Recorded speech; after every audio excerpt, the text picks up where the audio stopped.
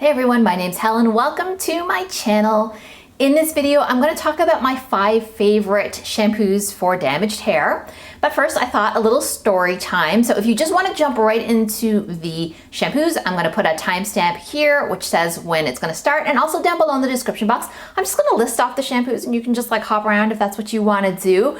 But I was thinking long and hard about like, what is the purpose of YouTube now that we have TikTok and now that we have Instagram Reels and stuff like that, or any kind of place where you can just get this information from someone really quickly. And I thought, you know, it is actually, in my opinion, the connection and the enjoyment of sort of feeling like you're having a chat with a creator or somebody who makes videos here. And I think that that's where YouTube really still does excel, is that time maybe you want to relax before you go to bed or something like that, or maybe you're putting on your makeup and you want someone to kind of keep you company.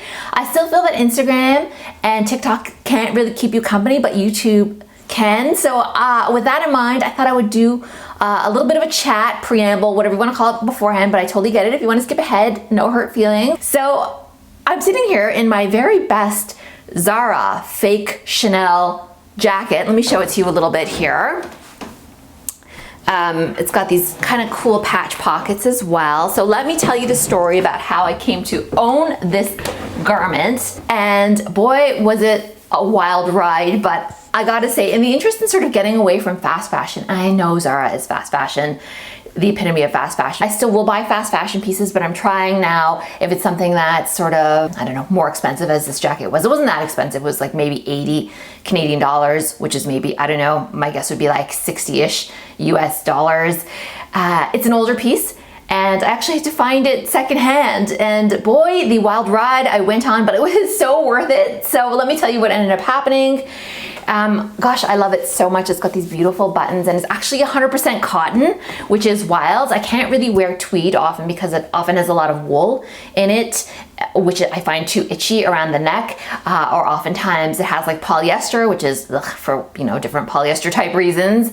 100% cotton, I couldn't believe it. Now, if you are interested in it, I will just like leave down below the number of what the garment is. And one way you can find that is Zara has these inside tags and it has quite a long number. There's like a care tag and it has the product number on there as well. So, okay, Salvation Army near me had this jacket in an extra large, brand new with a tag still on it. It was only $20 and I was like, ah. But the thing about jackets, if you don't know this, is when they're that much too big for you, they're just a nightmare to take in. If you're like up a size, down a size, maybe you could find some room to alter a jacket a bit. But just from what I know about alterations, it's just very hard to bring something large like that down to a smaller size because of proportions and just there's just so many seams as well, right? I won't get all into it. Pants are easy to take in. Structured or blazerish type jackets aren't, not to that degree anyway. However, the interesting thing is that I was able to spot the tag, take a picture of the tag, and go home and start researching my little heart out. I started looking on eBay. I started putting that number in all over the place. I was just not having very much luck in sort of finding it in the size that I wanted. They had it in medium, but then a lot of people were asking above the original asking price for a Zara garment. I was like, I don't really want to pay $150 when it's all said and done, get it here and still need to tailor it because it's still not my size. The research that I did, oh my goodness. Well, what I started doing is figuring out how a lot of people were naming this when they were selling it resale. It was like, it's actually a dress. For me, it's just blazer length. I have no idea who could wear a dress that ends like basically where their crotches, but I guess somebody will. Very short, and I'm not even that tall, and this is like a regular sort of length dress. Anyhow, I thought, is it a blazer, blah, blah, blah. Through tons and tons of research, just looking, and also Google image search. That was a huge help. Not just looking through the items, but actually pressing images. That way I could see the actual pictures of it. I found it on Poshmark Canada for like $40 with tags, brand new. So that was a happy time. I just scooped it up and here it is and I love it. It's a dream. I'm really so happy with this jacket. Dress, I'm wearing it like a blazer because yeah. It's a micro mini. Helen in editing here. I forgot in telling this tale 2 key points that I guess I was over caffeinated and forgot to say. One is that one thing I've been doing with fast fashion is trying to find it secondhand, brand new with tags, just somewhere like on Poshmark or eBay or something like that, because often it's just inexpensive and I don't feel like I'm contributing to the huge churn of buying so much brand new fast fashion straight off the rack. I'm fine with it mellowing a bit. Oftentimes means that other people are not wearing it as well because maybe a season or 2 have passed. And the other point that I wanted to make was that I used the search term textured weave black dress, I think, instead of using the actual number, because the number, not everybody writes it down, the actual product article number for the Zara garment, but a lot of other people described it in the exact same way, just using words, and that was eventually how I found it. Not actually through the product number, oddly enough, but anyhow. Basically, so anyhow, okay, let's get into the shampoos. Thanks for hearing me out. I don't know, is it silly? Do you guys like stories like this, or is it just like get into it? Okay, let's get into it. KERASTASE Ban Satin 1 is my #1 all-time favorite shampoo for damaged hair, for non-damaged hair, just for my hair in general. And the thing about shampoo is that it's actually highly unique. Shampoo, if you think about even just like soap just has to go on skin, but shampoo is working with so many different elements. It's working with the amount of oil you have coming out of your scalp. It's working with your hair porosity, your hair texture. I have hair 2A, 2B, which is slightly curly-ish hair with a lot of straight bits, so it's working with that. Everybody's scalp and hair are going to react a little differently. This is my holy grail. This is not a surprise for anyone who's listened to me for a long time talk about shampoos. This is my #1 favorite. It's the one I'm using right now, and probably part of the reason why my hair is looking kind of nice and smooth. This shampoo just works so well for me. It is expensive. Something you can find at, I think you can find it at Target. You can find it, I think, at CVS. You could find it at some drugstores, I think. It's not the easiest to find, but we have it, I think, at Sephora, or you can order it online. It is not the most readily available shampoo, but it is not that hard to find either. You know, in the past I've said if you maybe buy it from somewhere you could return it. I've sort of softened on that approach now. I really think what we should maybe be working more towards is just getting a trial size of these shampoos and seeing how we like it.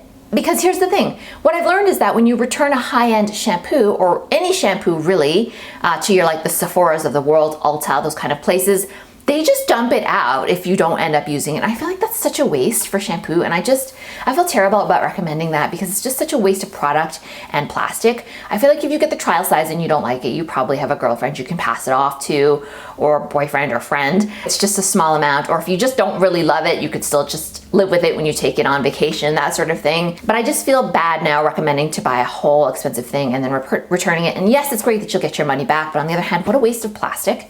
Because you know that plastic goes straight in the bin or theoretically gets recycled.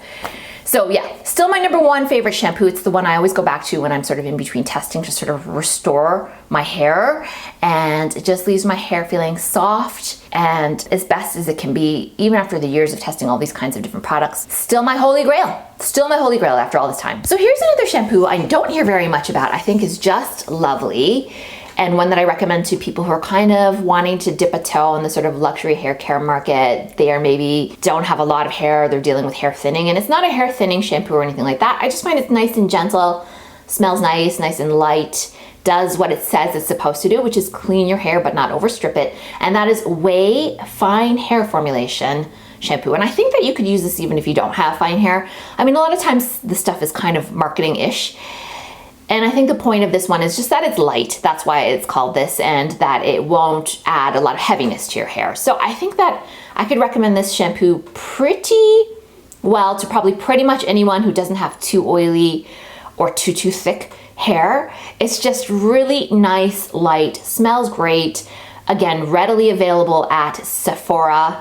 I think that's the easiest place to get it. Probably from OUAI's website directly. You could probably get it there too. It's expensive, you know, that's the other thing though. It is an expensive shampoo, but I find with these higher end shampoos, a little goes a long way. So they end up lasting actually longer than drugstore shampoos do. Maybe not as long. I don't think that the economics actually work out in favor of these luxury shampoos in the end, but they also tend to be quite gentle. And that's something I think that I find with drugstore shampoos consistently. One of the reasons they consistently don't work for me is the formulation. They just tend to be harsher. Even if they're moisturizing shampoos, and I've tried some of them here on my channel, you can see some of the drugstore shampoos I've tried. I find them often to be drying and just to leave my hair feeling kind of brittle and just not at its best.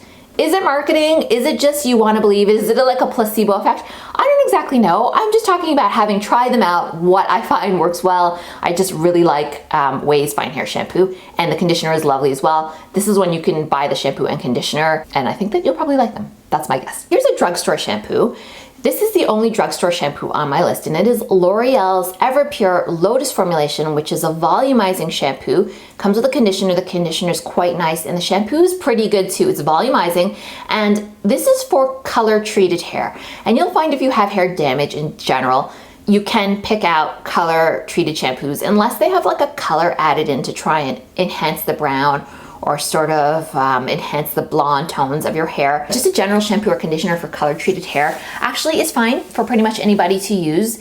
It's not that it's marketing per se, but they tend to just have less sulfates and sort of drying products in them. It's to help keep your hair color more robust. So I finally colored my hair. I don't have any gray hair. I got that all covered and I'm really enjoying it. I'm finding though it's changed. I've talked about this in a recent video where it's sort of changed my coloring a bit. It's made me more peachy and pink because it's got some reddish tones in it, which I'm still getting used to, but I think is quite nice to have the grays covered up. But I don't necessarily use color treated shampoo because I'm not trying to like keep a really bold red. I'm not trying to keep a pink or any kind of dark. I haven't darkened my hair, gone from any kind of extreme. So I'm not that concerned with protecting color. I'm just sort of more concerned really with keeping my hair looking nice and hydrated and doing a nice job of cleaning my scalp without overstripping. That's why I'm still using the BAIN SATIN one instead of a color treating shampoo. I wouldn't hesitate to recommend this EVERPURE L'Oreal Lotus shampoo to pretty much anybody. I mean, anybody can use this shampoo and conditioner. You don't have to have color treated hair. And what I like, the reason I specifically like it is just not too harsh. And I think that that is something that I really appreciate in shampoos. I find that people tend to use way too much shampoo. So that's another trick too.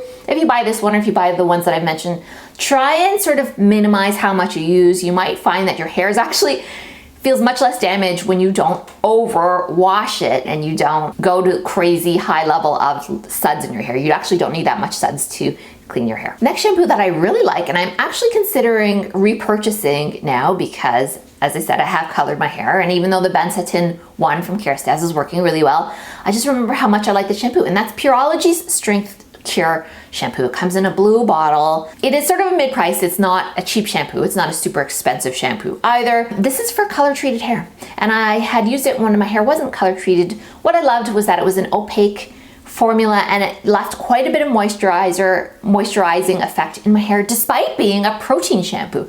Now normally my hair and protein shampoos do not get along. That is why I tried the Dream Length shampoo and conditioner, also from L'Oreal. They're protein rich. That's a protein rich formulation. My hair was like straw after. It was a no for me, but this one, whatever amount of protein is in it, worked really well for me, and I might go back to it. And this is one that if people do have color treated hair and are looking for a protein shampoo, I wouldn't hesitate to recommend this one. And if your hair's a little bit damaged, it will not leave it brittle if you're looking for a protein shampoo. So that's another good one. Last but not least, Olaplex. And this is not any kind of secret to anyone who knows a lot about hair damage or has spoken to maybe their hair stylist. This one is highly recommended, highly used. People that bleach their hair love this formulation. I too really do like it. I think that the shampoo and conditioner work really well together, and I would definitely get them together. I don't think there's much sense here. For whatever reason, they layer together really well, and buying the shampoo and using a different conditioner. Of course you can if you want to. I'm notorious for using a different shampoo to the conditioner. I like KERASTASE's shampoos. Their conditioners, I've never found one that really does as well as other ones. That's just me.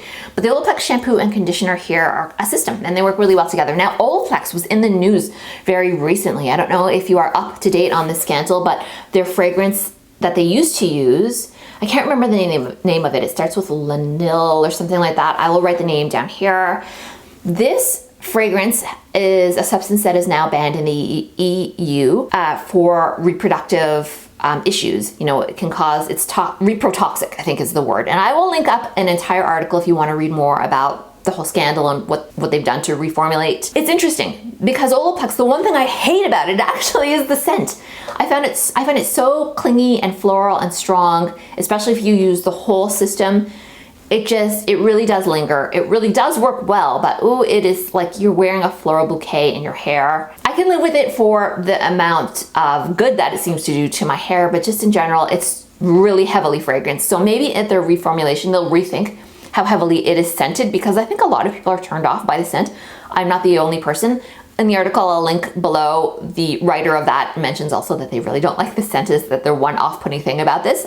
I'm finding the same thing, but I will say it's very heavy. You don't need, if your hair's very, very damaged, maybe you do need it, but for people like me who are kind of like moderate hair damage situation, a lot of my damage got cut off, so I'm not needing Olaplex right now, but it did come in handy when I was, I had fried my hair with some of the products I've tried over the years here.